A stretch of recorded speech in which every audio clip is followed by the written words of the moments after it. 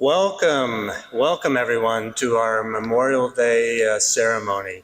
It's a pleasure to have each and every one of you, especially given this unusual occurrence of rain that we've got, which I know we all desperately want and need. So it's a pleasure to have every one of you here today to honor those that have paid the ultimate sacrifice. You know, these events are really special, and for those of us that have served, and I look out in the crowd and I see many that have served here, you know, this is a time that we remember names, people, and places.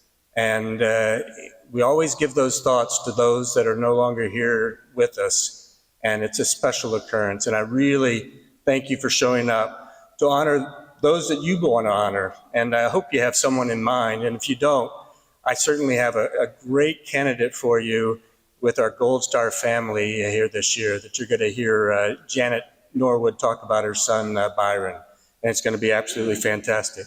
Before we get started, there are some people I'd like to thank, and this does not happen, you know, just like automatic here. So first of all, Father David, thank you for allowing us to use your chapel once again for this ceremony. Isn't this a beautiful place and a great place to hold such a solemn event like this? Peter, thank you for being the guest speaker. I did not bamboozle you into this. I don't care what he says when he gets up here. Unfortunately, when he has the mic, I can't interrupt him. Janet, wonderful talking to you on the phone, and I really look forward to hearing about your son, Byron. The Lake Travis Standing Military Committee, thank you for all of you that volunteer and help us with the numerous events throughout the year. And also, Lakeway Sings, right there, I know, all back there, and always good for showing up, and thank you very much for the music that you're going to do for that. Nancy from the Regents, thank you for being here and helping us. And then Sarah is right back here. Sarah has done a couple of events in Lakeway, and she'll be doing taps today, and it's just wonderful to hear her do that. And then last but not least, I'd want to thank Parks and Rec. For those of you that don't know, Andra, Bennett, Alicia, and Ricky that work at Parks and Rec, they're the ones that really do the work behind the scenes to make this happen. So thank you for all the help that you provide there.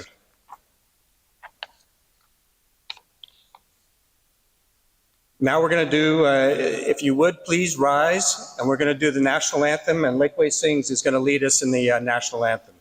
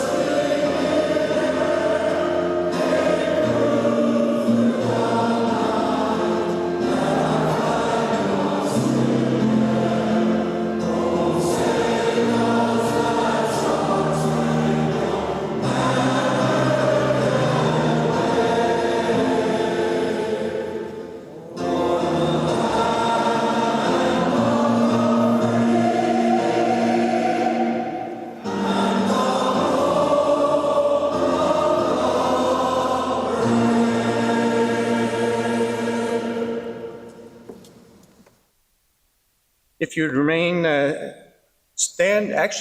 you'd sit for a second, and we're going to now do the service medley. When your service comes up, I'd ask you to please stand and be recognized when your service medley song comes up. United States Army.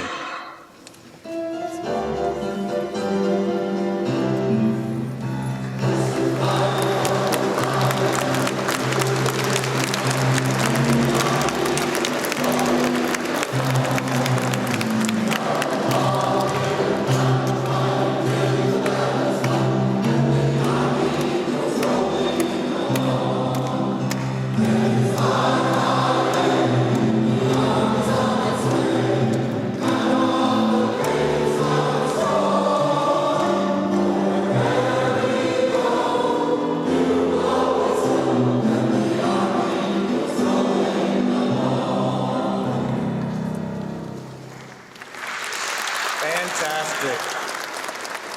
United States Marine Corps.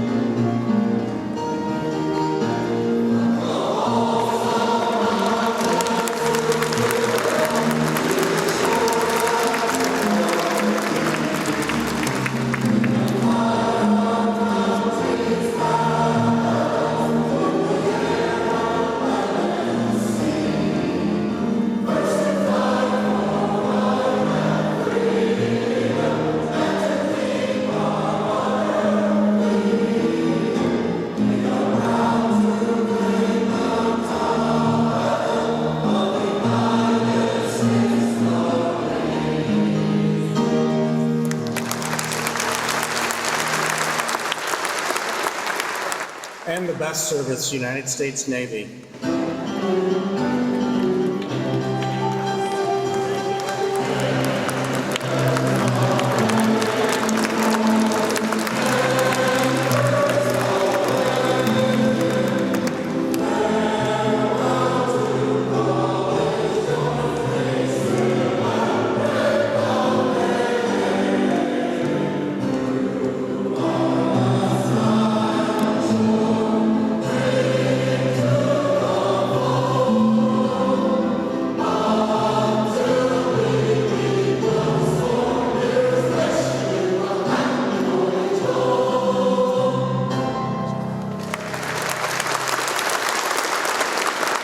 All right, United States Coast Guard.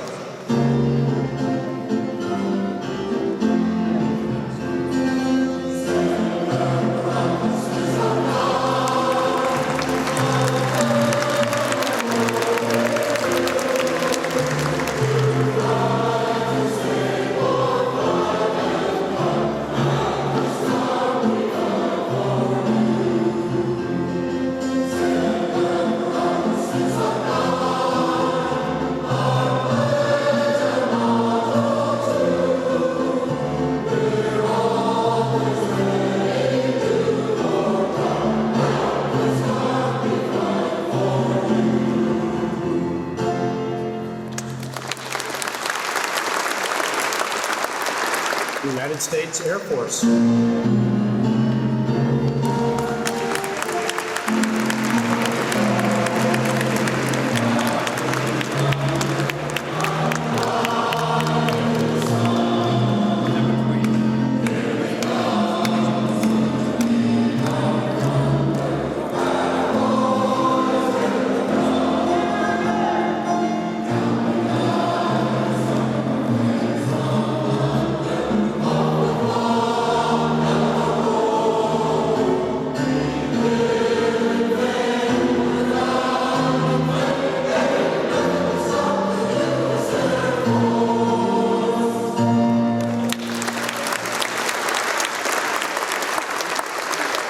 And last but not least, our newest service, the United States Space Force.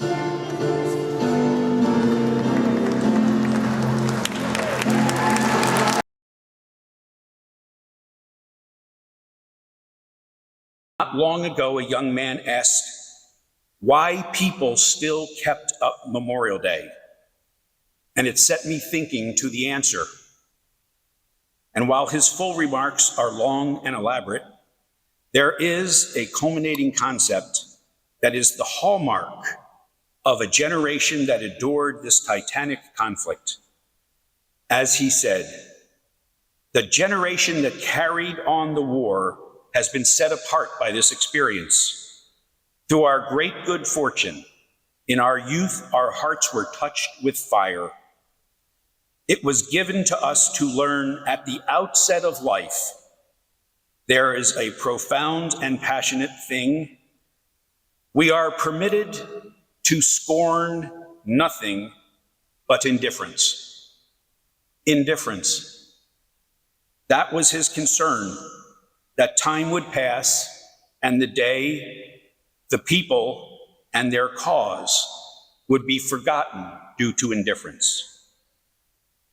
We are 80 years removed from the end of World War II, the defeat of Imperial Japan and Nazi fascism, and the ending of the Holocaust. And yet today, anti-Semitism seems resurgent, We cannot be indifferent. Peace only lasted 5 years. We are 75 years removed from the start of the Korean War, often called our forgotten war. The almost 37,000 dead are not forgotten. We cannot be indifferent. We are just 50 years removed from the end of the Vietnam War. There are almost 60,000 names carved on a beautiful wall in Washington. Do we realize the time that has passed or the cost that we paid? We cannot be indifferent. We are almost 25 years from the 9/11 attack, which launched our longest war. We cannot allow that day to become an asterisk on history's calendar. We cannot be indifferent. We gather here and honor this day because this community is not indifferent. Finally, just a reminder that it is okay to say Happy Memorial Day.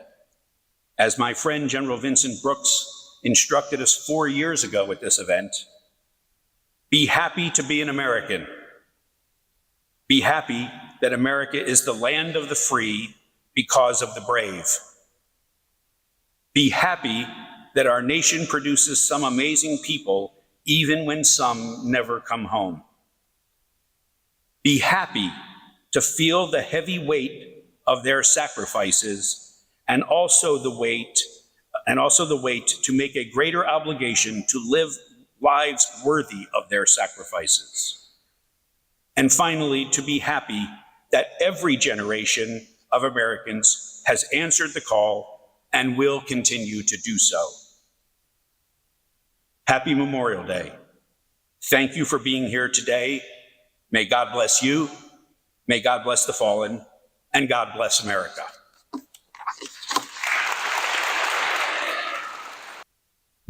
Fantastic. Our next speaker, I've had the pleasure of talking on the phone a couple of times, and I am really looking forward to this. The connection that took place here when I was looking for a Gold Star family is I was on an Honor Flight Austin trip, and I met a young Marine, Alan Leatherwood, who's sitting in the audience there, and I said, you know, I really need a Gold Star family, and I would like to have someone that's relevant and recent, just because we all feel that pain, and we all want to honor those that served in Iraq and the global war on terrorism, for that matter. And he goes, I have got the perfect family for you. And when he recommended Janet and we connected, she was more than happy to do that.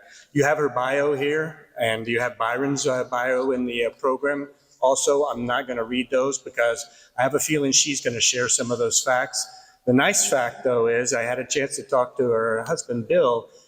His parents and Bill himself used to live in Lakeway, so they're very familiar with this area. And so it wasn't that hard a trip from Pflugerville to here, except for the traffic I hear was probably because of the rain. But Janet, if you would come up here, we would love to hear you talk about your son Byron and his service.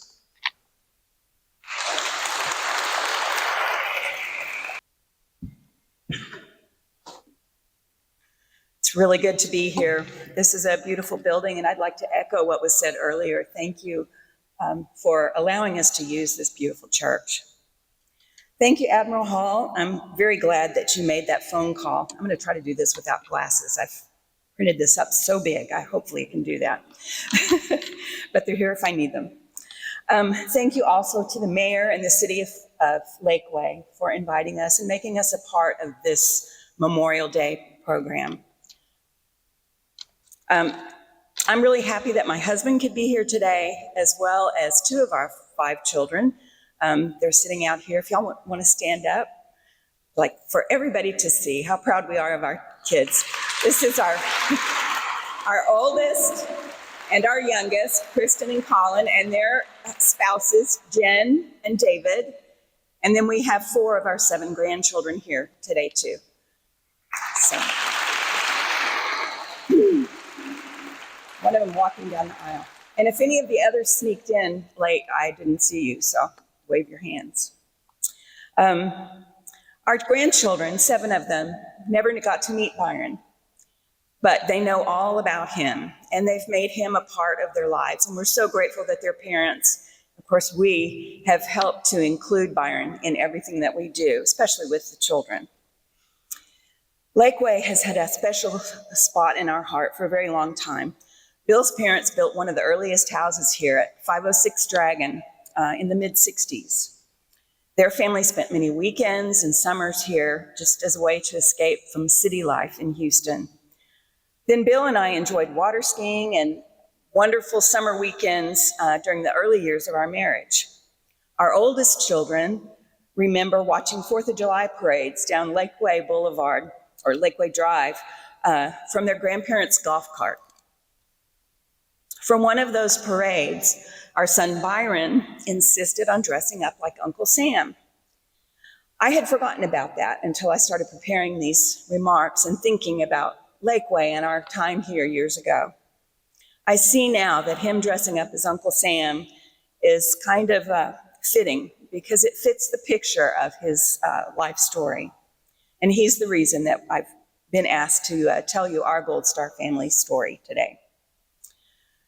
Bill's dad served during World War II as a Marine sergeant in the South Pacific. Byron was very young when this grandfather passed away, so he did not have the opportunity to talk to his papa about the Marine Corps. But Byron thought Sergeant Norwood had a really cool ring to it, and that's what he wanted to be someday. Before I was born, my dad served as a corpsman during World War II in some of the fiercest battles, Peleliu, New Britain, Okinawa. He never spoke to our family about his time with the Marines, other than to say that he was very blessed to have come home without a scratch. He instilled in my brothers and me a strong spirit of patriotism. Dad had a huge American flag, king-size bedspread sized American flag with 48 stars that he proudly hung up early every 4th of July, every Veterans Day, every Memorial Day. And he made sure that that flag was taken down reverently and folded into a perfect triangle before sunset each day. I remember the reverence with which he handled that flag. He taught us why it was so important, why it should be respected, and what it meant to him. I knew, as a young child, that he had a photo in his Bible that was a young man, a young pilot that he had gone to high school with who had been killed somewhere in Europe in action. When I asked Dad about it once, he teared up and he told me about the sacrifices made by so many for us, even for me as a little 9-year-old girl. Both of Byron's grandfathers were men who loved their country and knew how blessed we are as Americans. I know that their military service made an impression on Byron and put him on the path of following in their footsteps. When Byron was about 4 years old, one of his favorite toys was this little Marine in dress blues. He told me one day, someday I'm going to get a suit just like this. I remember looking into his sweet little face and big blue eyes and thinking, oh, I hope not. For the first time, I felt that stab of fear that every mother must have felt since the beginning of time as she watched her son go off to war. Seemingly, in the blink of an eye, it was 1998. Byron was graduating from high school. He had been meeting with Marine recruiters, and he was ready to make the commitment to serve his country. I was still afraid, but I was so proud of him for being willing to shoulder that responsibility that he felt to give back to the world and to make it a better place. In the letters he sent from boot camp, he never complained. He saw the need for the toughness of the training. He knew he was being forged and molded into a United States Marine, and he wanted nothing more. He would later write in his journal that others had done their part in previous wars. Now it was time for him to do the same. After a 7-month Marine Expeditionary Unit float and a subsequent first deployment to Iraq, we had him home for what we thought was going to be a 30-day leave. Our visit was cut short, however, when the unit was called back early to Camp Pendleton to finish preparing for their second deployment to Iraq. Before we took him to the airport, I had a few minutes with him alone, and I admitted to him that I was very afraid and said that I just wanted to keep him home and protect him like I always had since he was born. He just hugged me tight and said, "You've done your job now, Mom. It's my turn to protect you." That has stayed with me for this almost 21 years. We followed the news accounts and had a pretty good idea of where in Iraq they were and what was going on. It was terrifying, but thankfully for a few weeks, we were occasionally able to speak with him on a video chat or message back and forth in real time. And it was always so good to hear his voice and see his face and know that he was okay. Every night we went to bed very grateful and relieved that there had not been a knock on the door that day. And then at 01:45 on November 14th, 2004, the knock woke us up and our world changed forever. Later, we found out more details. Sergeant Norwood was serving as a squad leader with Weapons Company, 3rd Battalion, 1st Marine Regiment, 1st Marine Division, or better known as 3-1. The battalion had already captured the train station and the university in Fallujah, and then had moved south for the house-to-house clearing of insurgents. The vehicle commanded by Sergeant Norwood was tasked with providing heavy machine gun and rocket support as the riflemen cleared each house. Several Kilo Marines entered what would later be known as the Hell House, where they encountered a large group of foreign insurgents. 7 Marines were seriously wounded and trapped inside, and they needed immediate evacuation. The situation quickly deteriorated to the point where Sergeant Norwood was unable to provide supporting fire from his vehicle for fear that he might injure his Marines inside. Byron then entered the house in order to determine the exact location of the Marines and of the enemy so that he could accurately direct heavy fire from his vehicle. According to the after-action report, immediately after Sergeant Norwood entered the house and cleared the first room, insurgents engaged Marines in a second room. In an attempt to defend his fellow Marines, he immediately returned fire, but was fatally wounded by another insurgent firing from a stairwell up above. Our 25-year-old son sacrificed his life in the defense of his brother Marines. Greater love hath no man than this, that a man lay down his life for his friends. John 15:13. We believe that Byron would have considered his final mission a success, since all 7 of those Marines were evacuated eventually, and they healed from their wounds and were able to return to their families. We have had the opportunity to meet all 7 of these Marines, and it comforts us to see that they are living their lives in a way that Byron would want. We also know, without a doubt, that any one of those Marines would have gladly done the same thing for Byron if the situation had been reversed. For his actions that day, Sergeant Norwood was awarded the Purple Heart and the Navy and Marine Corps Commendation Medal with a Combat Distinguishing Device, or V, for valor. Our most often asked question by the media over the years has been, was it worth it? To us, of course, as parents, nothing is worth the life of any one of our children. But what is important to remember is that Byron thought it was worth it. He told us so before he left, and he wrote about it in letters and journals that we are so grateful that we have. He promised us that he had every intention of coming home, but he wanted us to always remember that if he didn't come home, it would be for a very good reason, and it was. He was a grown man who made the grown-up choice of an honorable career. We raised all of our children to give back to the world, to make it a better place, and they are all doing that in their own way. And I'm very proud of each of them for doing that. We supported Byron with all our heart and strength and prayers, and we still do. There's a beautiful painting called Reflections by Lee Teeter. It depicts an older gentleman standing with his hand on the Vietnam Wall, mourning his lost friends.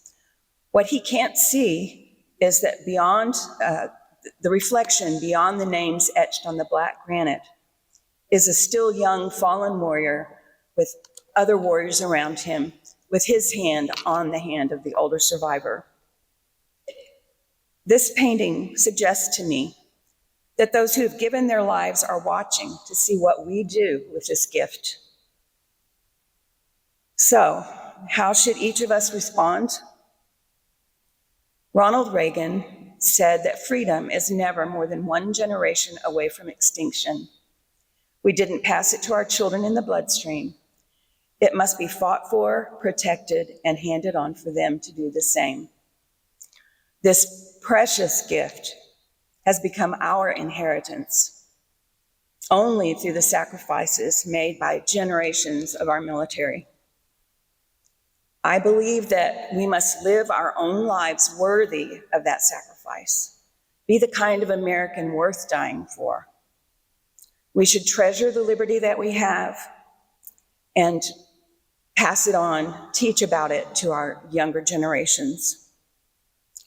From that little boy in an Uncle Sam costume to the young man doing his job in sweaty, sandy camis, to the crisp dress blues that he wore at birthday balls dancing, and the dress blues that he's buried in.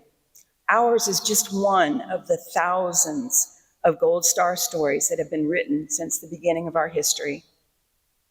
In some small way, it helps us to know that we are not the only families who have lost a son in war.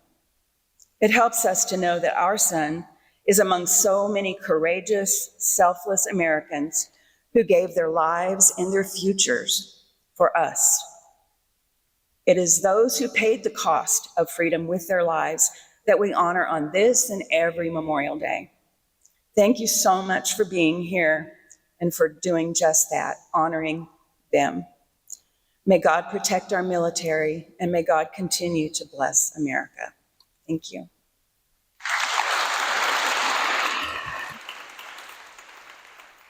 Fantastic. And I have a small gift here from the city of Lakeway that I'm going to give Janet, and I'm going to place it over there with Bill right now, because I'd like Nancy to come forward. And if you would, place the wreath on the podium there, Nancy. And while they do that, the Lakeway Sings is going to sing Amazing Grace.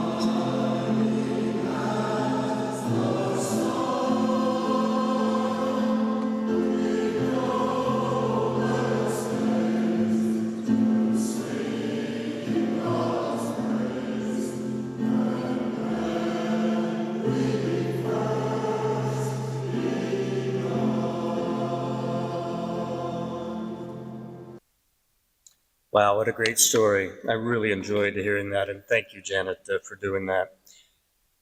Now we have our guest speaker, Dr. Peter Andrus, Rear Admiral Peter Andrus. I had the opportunity to meet Peter at another event about a year ago and was just impressed with his career and also with his knowledge of history and the things that he does today. And if you look at his bio, you'll see all the organizations he's involved in today. So Peter, if you'd come up here, I'd love to hear what you have to tell us today about Memorial Day. Thank you, Rear Admiral Hall. Actually, Monty, his call sign, and I met in the barber shop up on 620 the day before we went down to Houston to be part of that meeting. I looked over, saw this other guy across from me, and I had seen his picture because I'd looked him up, and I wonder if that's him. We sorted that out the next night, and it indeed was how we first met, with unbeknownst. I want to thank Emmaus Parish as well for hosting this event. This is truly a beautiful, serene setting. I feel like I'm in the midst of a medieval cathedral. It's a wonderful place. Father Dave, Mayor Kilgore, Mrs. Norwood and family, other distinguished guests, and fellow Lakeway citizens. It was an honor to be asked to do this today. Rear Admiral Hall had this duty last year, and he had first asked me to MC the event, and then he lured me into being the main speaker. And frankly, I think I could probably close up and just go sit down right now after what you heard from the mayor and what you heard from Mrs. Norwood. I don't think I have anything more important to say to you. But I'm afraid you're not going to get off the hook quite that easily. The task of giving this talk was not as easy as I first imagined. I could have just gotten up here, uttered the standard platitudes, followed the 3 rules of speakers: be on time, be brief, and be seated. But I chose to do something a little more difficult, a somewhat more challenging task. And I'll still try to be mercifully brief, but I hope I may hit 1 or 2 notes that will stick with you and lead you to address what I would consider a call to action on this, our day of remembrance and commemoration, Memorial Day. I had thought about a few words on the origins and history of Memorial Day, which has already been pointed out, started as Decoration Day after the Civil War. But I think I'll just skip that because I think you probably are aware of those. Just a bit of personal introduction. I'm the son and grandson of 2 Navy medical officers. My paternal grandfather joined the Navy in 1917, fresh out of medical school, and served for 33 years until 1950 when he retired as a Rear Admiral. He was an architecture major as an undergrad, and his job during World War II was to be involved in the planning of all the fleet hospitals that were built in the Pacific Theater to take care of wounded sailors and Marines. My dad went to the Naval Academy in the 30s, but unfortunately, maybe fortunately for me, unfortunately for him, his eyesight failed him, so he was not able to complete the academy. Instead, he finished his undergrad work, went to medical school as a V-12, which some of you may remember what that was, did an internship, and then rode a heavy cruiser as the junior medical officer during the last months of World War II. And he was actually present in Tokyo Bay at the time of the Japanese surrender. After a surgical residency, he served on active duty in Panama and Pensacola before he resigned his commission and embarked on a private general surgical practice. I remember both of those people well and often. I was born in 1945, 4 days before the Marines landed on Iwo Jima on February 19th, which coincidentally was my father's 26th birthday. I volunteered and joined the Navy while waiting for classes to start as a first-year medical student. I have not served in combat. I did not serve in country in Vietnam, but rather spent that conflict in medical school and residency. During Desert Storm and the wars in Afghanistan and Iraq, I filled senior medical billets stateside as a reserve officer. I've often joked that my own combat experience consisted of coming home in the evening, putting on a set of camis, and then watching the war unfold on CNN. I am no hero. And speaking of heroes, I doubt that if I were to ask the veterans present here today, I would get any of them to describe themselves as a hero. Are there any veterans here today? Would you raise your hands? Any veterans? All of you who are heroes, would you please keep your hands up? Instead, their responses would be just what I have demonstrated to you, that they would say they were the fortunate ones who served and came home alive. The heroes were the ones who did not. The term hero is bandied about far too easily today, in my opinion, but there are certainly heroes among us, and ones that we choose to remember who are still now with us only in spirit. I worked for a Marine Major General who won the Medal of Honor in Vietnam. I served him for 4 years as his division and force surgeon. I remember him well, and he was a hero. The motivations for entering military service and wearing the cloth of the nation are varied. Once upon a time, the draft eliminated or circumscribed the degree of personal choice. Once the all-volunteer force was initiated, the element of coercion was largely gone. At that point, there were varied reasons why one might join the military. It might be to escape the clutches of the law. You know, the judge that says, son, you've got a choice. You can go to jail or you can go to the army. Family honor, duty, patriotism, educational benefits, or the promise of a regular job. So some of the reasons for joining are idealistic and some are practical. Today we memorialize, we commemorate those who made the ultimate sacrifice of their lives, wearing the cloth of the nation in combat. Today is a day of remembrance, and ceremonies like this are occurring throughout the cemeteries and houses of worship of our nation. We may be uncertain at times what motivated those that we memorialize today to act as they did. I think we have heard one very moving and important story from Mrs. Norwood. Occasionally, the choice to lose one's life may be the result of a thought-out and conscious decision. And the mic is back. But I think in most cases, that's not so. Death catches many unexpectedly or in a brief instant that prevents introspection. Some say the idea of dying a patriotic and glorious death is simply a theoretical myth. I think what most warriors are willing to die for, as has been pointed out to us, is their buddy. For example, the fellow Marine in their fighting hole or their Humvee.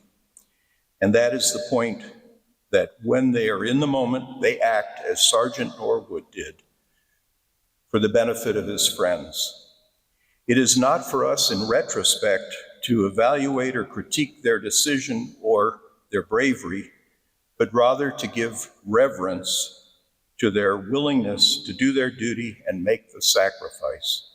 In my own experience, the group that I most often think of in this regard is Navy Hospital Corpsmen. Are there any corpsmen here in the group? Hands? Perhaps not.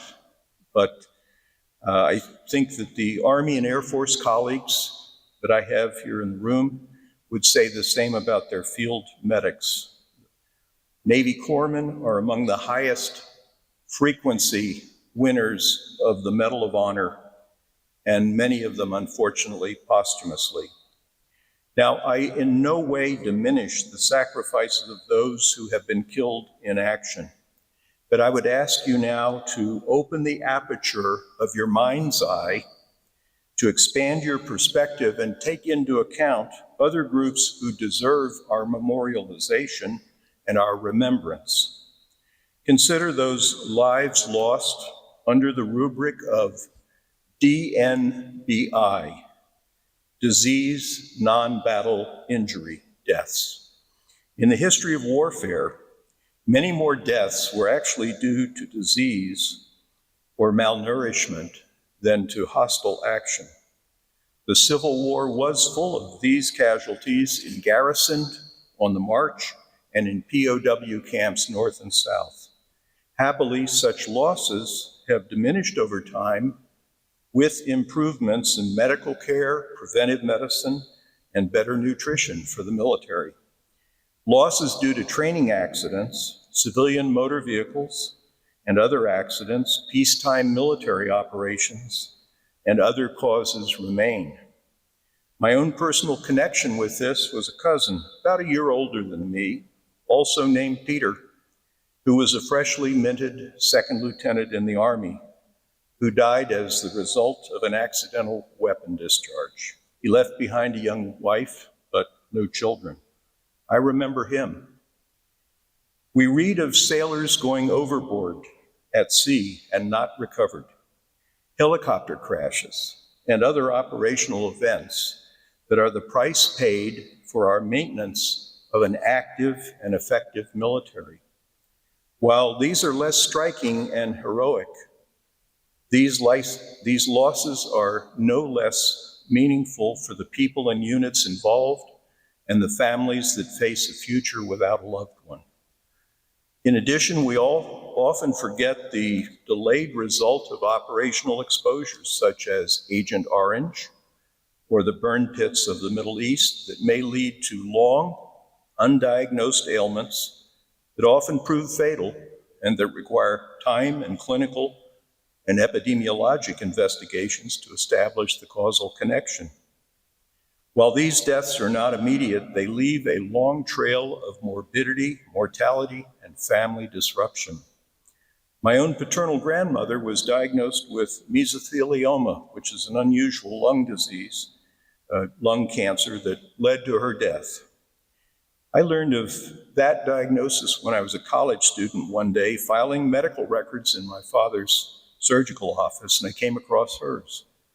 It was many years later before the connection between mesothelioma and asbestos exposure was worked out by epidemiologists. You've seen the attorney's ads on TV for mesothelioma, I'm sure. No doubt asbestos must have come home unknowingly on my grandfather's uniforms and led to her exposure. And I remember her. I've spoken of fatal combat injuries and other deaths. Let's turn to less lethal, but still very consequential injuries, both physical and psychic, brought about by war and military service. The fierceness of our current weaponry and that of our adversaries has led to terrible tolls in terms of loss of limbs, traumatic brain injury, spinal cord injury with concomitant paraplegia or quadriplegia, to say nothing of the cost in psychiatric and psychologic damage to many service members. The terms have varied in the past from cowardice and malingering in earlier times to shell shock and battle fatigue, and now what we currently call PTSD. These are less visible but highly consequential costs to our military, their families, and our society at large. I remember this. How are we to think about all of this as service members, veterans, or civilian citizens of this nation? As service members or veterans, we don't get to choose the wars we fight.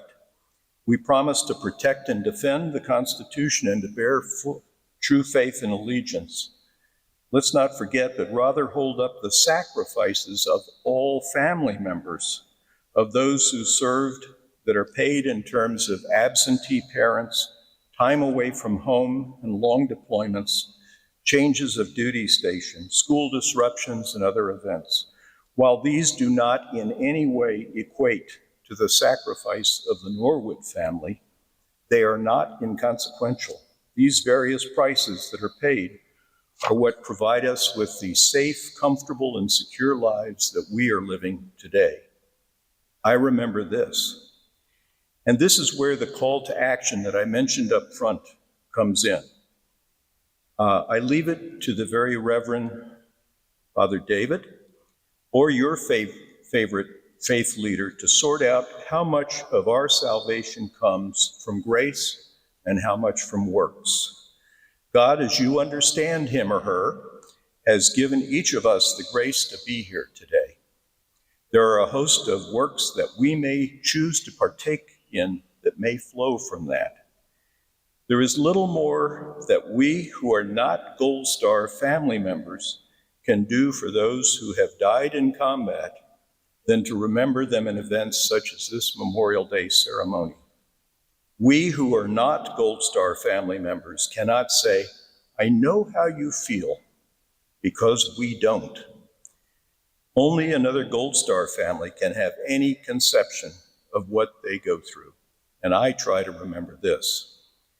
On the other hand, there are a host of ways in which we as individuals or through organizations can make contributions of time, talent, or treasure in efforts to be supportive of our wounded warriors, surviving family members, or those suffering from psychic distress or homelessness, which we know is often associated with military service. I will not dwell on these, but I'll leave it to the initiative and creativeness of each of you to discover ways that you might find personally satisfying to make a contribution. There's one last group that I have not alluded to, and that is our elderly veterans, now relatively few from World War II or Korea, but still with a substantial number from Vietnam and younger veterans from more recent conflicts. I'd like to speak briefly about two such programs with which some of you may be engaged and that others might like to know more about in order to become engaged. The first is the Honor Flight program, which Admiral Hall mentioned earlier. This national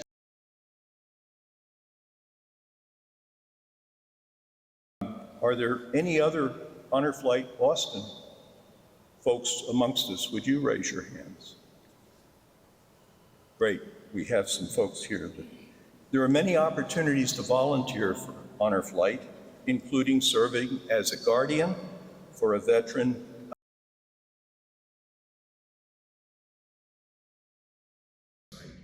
as pictures of former participants who have subsequently died.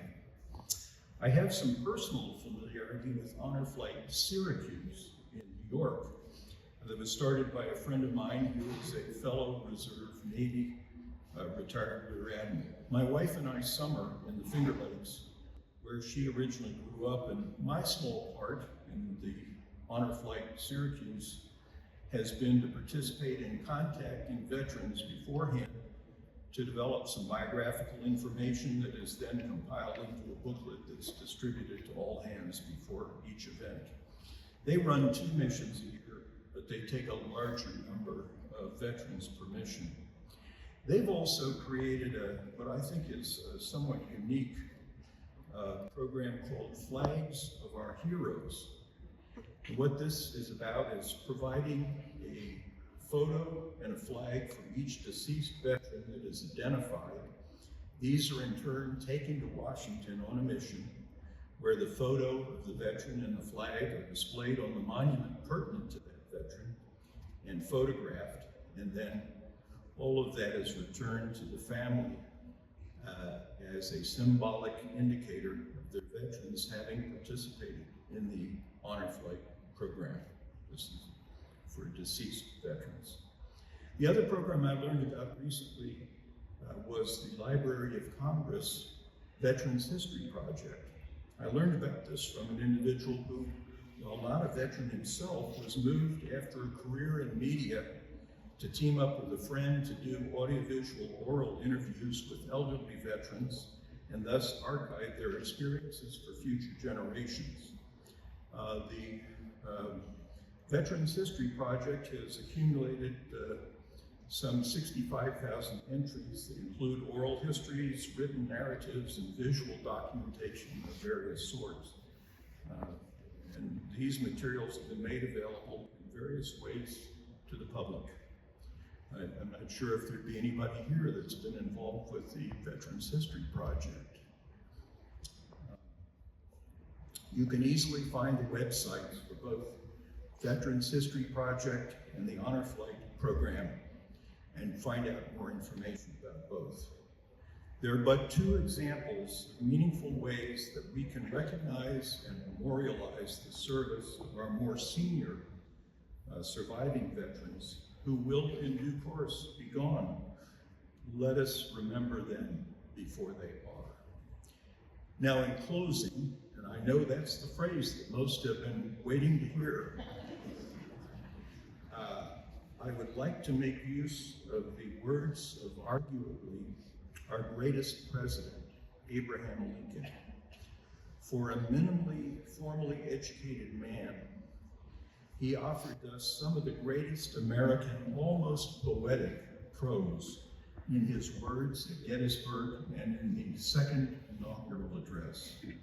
He died a violent death at the hands of the enemy while our commander-in-chief. So I think we might rightly remember him on Memorial Day. To paraphrase Father Abraham, our efforts to dedicate, to consecrate, to hallow the efforts of our fallen add nothing to their sacrifices.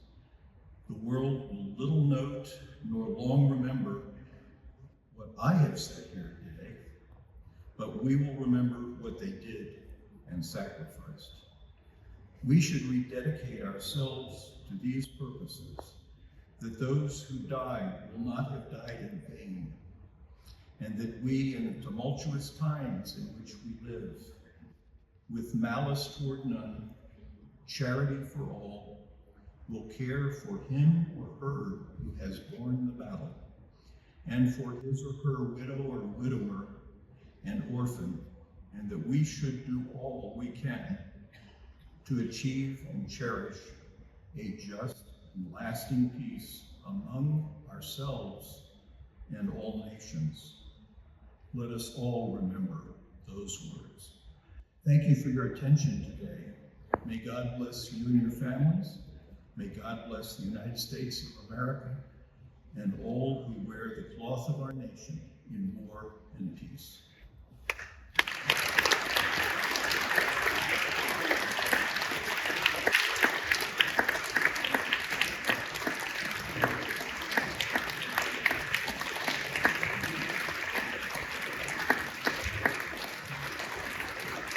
Fantastic.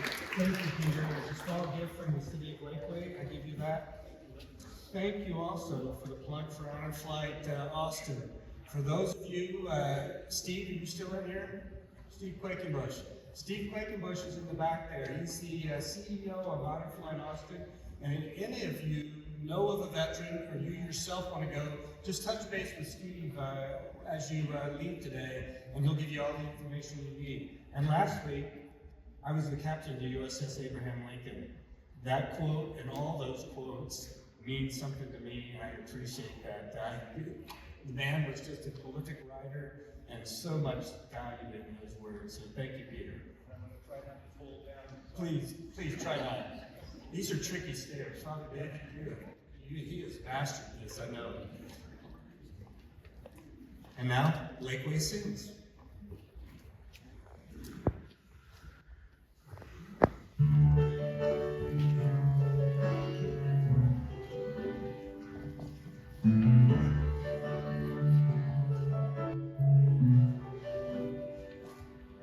If tomorrow all the things were gone I'd worked for all my life, and I had to start again with just my children and my wife, I thank my lucky stars to be living here today, 'cause the flag still stands for freedom, and they can't take that away.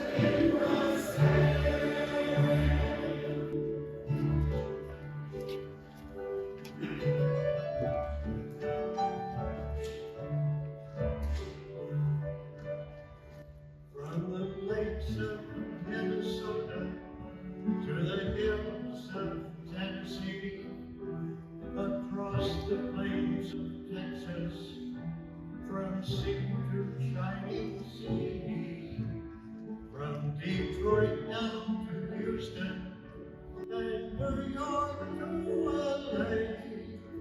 Well, there's pride in every American heart, and it's time to stand and say.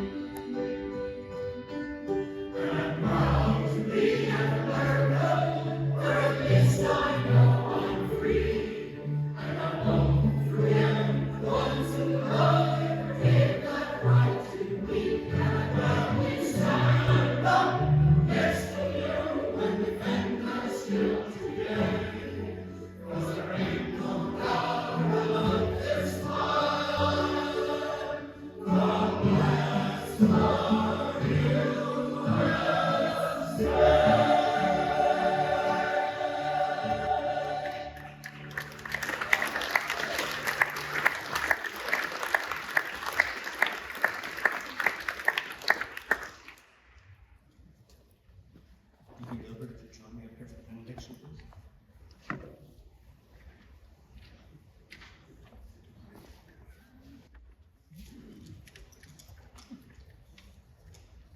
Please stand. Let us pray. Heavenly Father, we pause at the close of this Memorial Day service to acknowledge again your sovereignty over our lives and our country. We continue to pray for the men and women of our military who have departed this world, and especially for those who have made the ultimate sacrifice under fire. We honor them for their loyalty to God and country, for their good deeds, and for their friendship. May they rest in peace, and may the good works you have willed through them be brought to perfection, that our nation may be strong and our people secure and happy. May the loved ones and dear friends of these most honorable men and women continue to cherish their memories and accept their great sacrifice in peace. Let us depart this Memorial Day service in peace, with love and charity in harmony with our fellow man. Be with us and bless us with your mercy and our safety as we return to our homes. We ask this of you and give you praise, honor, and glory in the precious name of Jesus Christ, your Son, our Lord. Amen.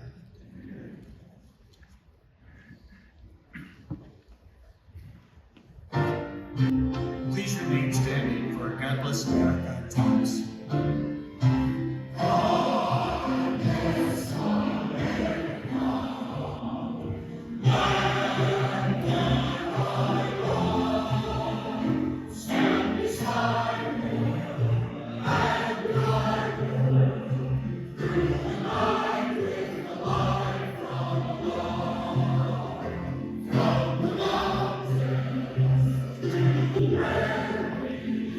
To the ocean.